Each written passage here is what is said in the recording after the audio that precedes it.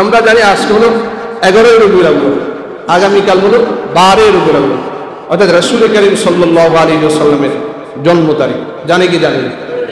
এটা নিয়ে আসলে মতবিরোধ অনেক আছে, মত পার্থক্য আছে। কথা বুঝেন, একটা পক্ষ মিলাদুন নবী পালন করে, একটা পক্ষ সিরাতুন নবী পালন করে।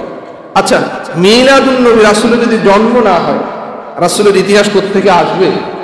আপনাদের রাসূলের জন্মকে কি করতে হবে? স্বীকার করতে হবে। রাসূলের মিলাদুন নবী, রাসূল জন্মগ্রহণ করেছে। সিরাতুন নবী, এটাও রাসূলের আছে।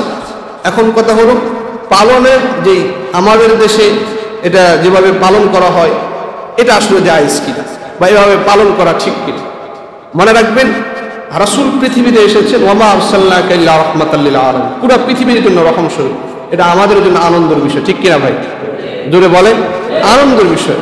এখন কথা হলো শরিয়া আমাদেরকে দিক নির্দেশনা দিয়েছে কিভাবে আমরা আনন্দটা প্রকাশ করব। শরিয়ার আনন্দের প্রকাশের কথা বুঝেন। রাসূলকে প্রশ্ন করা হয়েছে, আপনার সোমবারে কেন রোজা রাখেন? তিনি বললেন, সোমবারে আমার জন্মগ্রহণ হয়েছে, এই জন্য আমি রোজা রাখি। জোরে বলেন না সুবহানাল্লাহ।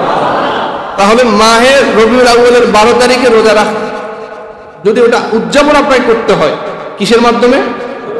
রোজার মাধ্যমে। দ্বিতীয় বিষয়, খুশিটা পালন করে কিভাবে? রাসূলদের যেই কোনো সাহাবীদের ভালো কাজ হলেই তারা শুকরিয়ার নামাজ পড়তেন। কি পড়তেন? শুকরিয়ার নামাজ পড়তেন। কোনো ভালো কাজ হলে শুকরিয়ার সিজদা দিতেন। কি দিতেন? শুকরিয়ার সিজদা দিতেন। এই জন্য ঈদে মিলাদুন নবী বলে, ঈদ যেটাকে বলা হয়, এটা একটা অপসংস্কৃতিকে বলা যায়, অপসংস্কৃতি। ঈদুল মিলাদুন নবী, ঈদ দুইটা। ঈদ মানে ঈদ মিলাদুন নবী, এটাকে বলাও যায় হবে। এটা কি হবে না? এটা হলো শরিয়ার মাসআলা। এটা হলো কি? শরিয়ার মাসআলা। দেখেন, মিলাদুন নবী আমাদের সমাজে বা বিভিন্ন জায়গায় যে মিছিল মিটিং হয়, এত বেশি গান বাদ্য বাজনা হয় কি হয় না? এগুলো জায়েজ আছে? রাসূলকে ভালোবাসা এগুলো করতে পারবেন? সুযোগ আছে? হ্যাঁ, অহরহ আছে। নামাজ নাই, কালাম নাই, মসজিদে জমাত হয়, এখান থেকে গান বাদ্য ডল তবলা বাজে।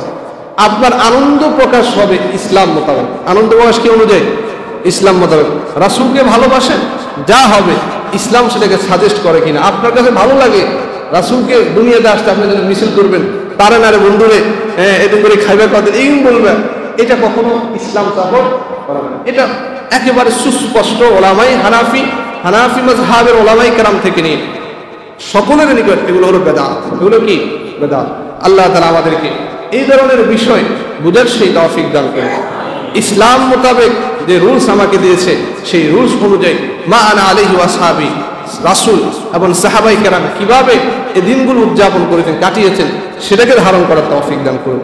আল্লাহ তাআলা আমাদেরকে রাসূলের জীবনী, রাসূলের জন্ম সম্পর্কে অনেক বেশি জানার সেই তৌফিক দান করুন। আমিন।